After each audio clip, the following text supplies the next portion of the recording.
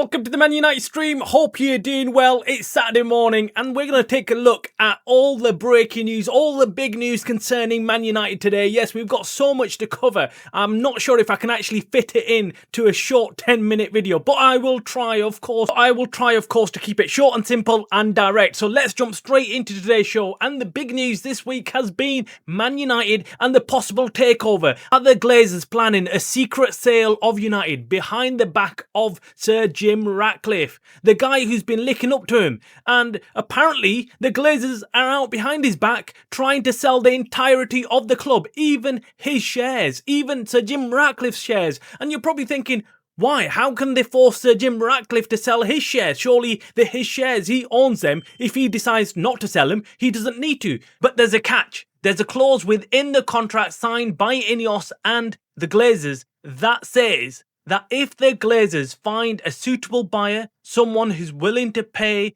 the amount for the shares that they're happy with and the Glazers want to sell, then they can drag along Sir Jim Ratcliffe, and he also has to sell his shares to that investor, to that party, and that's it. It's all over for him. He can't really say no to it. He can't say no as long as they meet the basic criteria. I think it's about $32 or $33 per share. If they meet that price, then it's all over for Jim Ratcliffe. Now, we heard that there's a consortium in the UAE earlier this week that are planning to make a huge multi-billion pound bid for United to take over the club.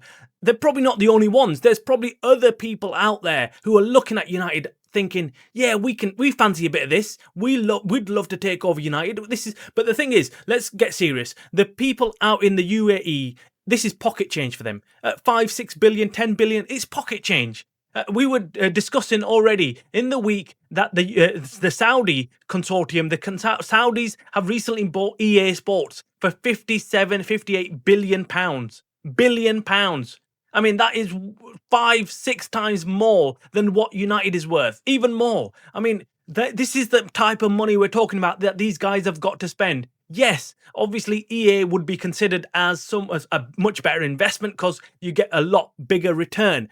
In football terms, you don't really get the return that you're looking for, hence why the Glazers are even looking to sell. They're probably thinking, we can take this 5 billion, 6 billion pound that we make and we can invest it in some of the industry, some of the businesses and make a lot more money back than we are currently doing at United. Currently, they're not taking a dividend. Since Sir Jim Ratcliffe came on board, he's been cutting costs and stuff, and he's told the Glazers that, look, you can't really take, well, he's not told the Glazers, he doesn't tell anything to the Glazers. The Glazers have said that they will not take a dividend until a few criteria are met. But clearly, they're not happy with that. Clearly, they want their cash every year and they're not getting it. So they're thinking, well, what's the point of having this risk there? Why not take that money? Why not cash out United? They bought United for about £580 million, which is nothing compared to what they're going to walk away with. So they are absolutely looking for buyers. They're absolutely going to take along Sir Jim Ratcliffe if he's not willing to buy United. Now, there was about a month ago, there was a date, an important date, whereby if Jim Ratcliffe hadn't bought United by that date, the Glazers can then go and look for other investors, someone else, another buyer that they can sell to. Hence why they've been doing that. So there is no smoke without fire. There's some people saying, no, there's no sale. United officially have said there's no sale going on. Nothing's going on. However, we are now getting more and more reports that this could be the case, that the Glazers could be looking and could already be in advanced negotiations with investors looking to buy out the Glazers and Jim Ratcliffe, despite him not knowing. It is massive news, and if this happens, it would be a huge weight off the United shoulders. I mean, all United fans will be so pleased to see the back of the Glazers. But fingers crossed, let's wait and see. We can't really do anything else. We have to just wait and see. We've been here before. We've been here where the Glazers were looking to sell and we had Sheikh Yassin, the Qataris were interested to buy United. They couldn't agree a share price. However, Jim Ratcliffe came in and he essentially gave them a lifeline. He gave the Glazers a lifeline. They were drowning in financial difficulty and Jim Ratcliffe came and said, don't you worry, I'll give you the money and you can stay at United. That's what essentially he did. Even though whatever he says he did, he essentially came in, didn't have enough money to buy United outright, and therefore just gave them a lifeline to say, look, I'd come in, I'll take over the footballing things, and I will spend money where it's needed. And the Glazers probably thought, well, this is the best case scenario right now. Let's just take this guy. We're not getting an offer that is exceeding our expectations. We're not getting what we're looking for. So let's take this short-term bridging finance, essentially, you could call it, a small short-term solution, and then go back to the drawing board and wait for some of the investors to come back when the financial situation is slightly better. And now, of course, finances are looking better for people or billionaires, essentially, and they're looking to invest. And that's where United come in. United will be a massive club to any purchaser out there. Don't get this wrong. There's not just one investor looking at United. There's many. We're told that there's many billionaires out there who are looking at United thinking, yeah, we'd take over this club. We would take over this club that is making record revenue despite what's going on the pitch. Despite having no success, United are continuing to make huge revenue each year. This is the sign of a huge club. And that's where billionaires are looking at it thinking, wait, these guys are making billions of pounds each year without actually doing well. Imagine if we actually put some money down. Imagine if we clear the debt. Imagine if we actually make a success of this club on the pitch. Can you imagine how much money we'd start making? And that's what all United fans have been crying out for. Make a success on the pitch, and that will add success off the pitch. Financially, more commercial success will come as a result of success on the pitch. It's quite a simple equation. Anyway, guys, drop your comments below on what you think about this possible sale. Are you not going to get carried away like most fans are not? Because we've been here, we had this situation with Sheikh Yassim, and then it all disappeared and all our dreams disappeared with it. Or are you getting excited? Are you really thinking that this is going to happen and you're thinking positively about the future of United, and hopefully we can get a full sale?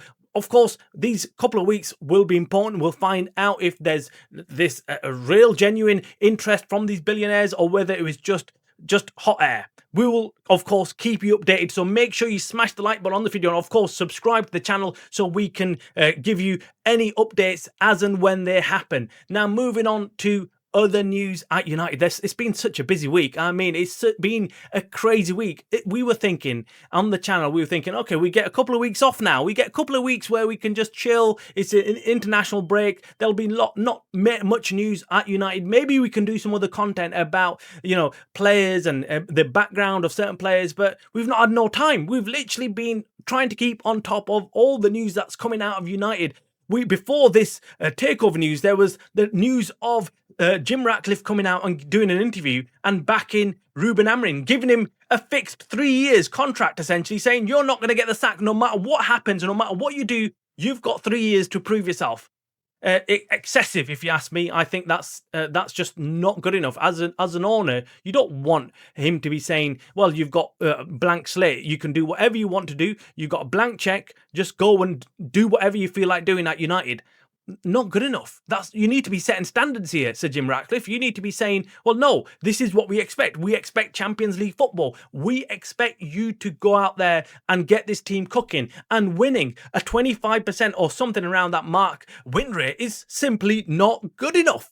How can you have a win rate so low and be managing the likes of Man United? It is just unacceptable. And you can't even argue that we have got a shit team. We haven't got shit players. These players are all international players, all top of their careers, all doing well, and we should be getting a lot better out of them. Right now, Ruben Amorim is not doing that. And then there's other reports and news about Bruno Fernandes. Let's move on. Let's move on to transfer news, because we'll be here all day otherwise. We carry on discussing Ruben Amorim and how he is not getting things right. But that's for another show. Let's move on to transfer news, and it's about Bruno Fernandes. We also got the news this week on Bruno Fernandes and possibly an offer from a Saudi team in the Saudi league trying to take away Captain Bruno Fernandes from Man United. An offer of excess of 100 million we're talking about. And we're getting news and reports that United, if that offer was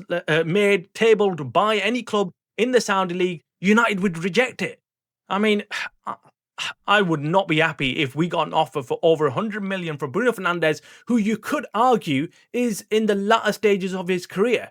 We're not going to get 100 million out of him if we keep him a couple more years. No way. No one's going to come up saying, oh, we'll give you 100 mil for Bruno Fernandes. This is probably his peak. This is the time we can actually say, let's cash out on Bruno Fernandes. We're playing him out of position anyway. It's not like we're putting him in the best position and he's assisting game after game and doing wonders for the club. He's not. He's playing out of position, deep lying playmaking position. It's not good enough. It's not good enough. He's surplus to requirements. We might as well sell him. We've got Kobe Mainoo who could just slot straight in there and arguably do a better job. That is the problem with United. Yes, Bruno Fernandes is a top player. He is undoubtedly a magnificent player, a top player, but he's not fitting into our team right now.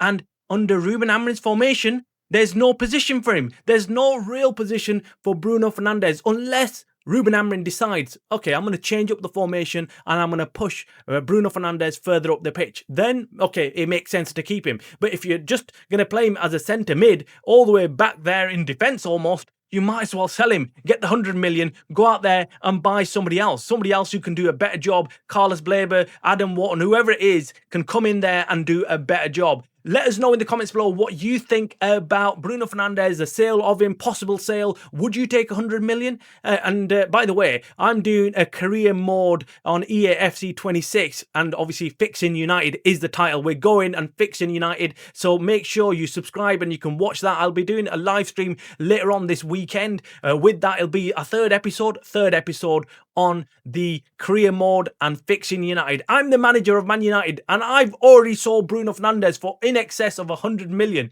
And I bought a young, talented midfield player from Real Madrid to slot into Man United instead. Make sure you go and check that out. I'm not going to tell you who it is, but you go and check that out. Guys, that is it for today's show. Tomorrow, I'll bring you another live stream, so make sure you tune in, make sure you subscribe. You were watching the Man Utd Stream channel, a channel by the fans for the fans. Goodbye.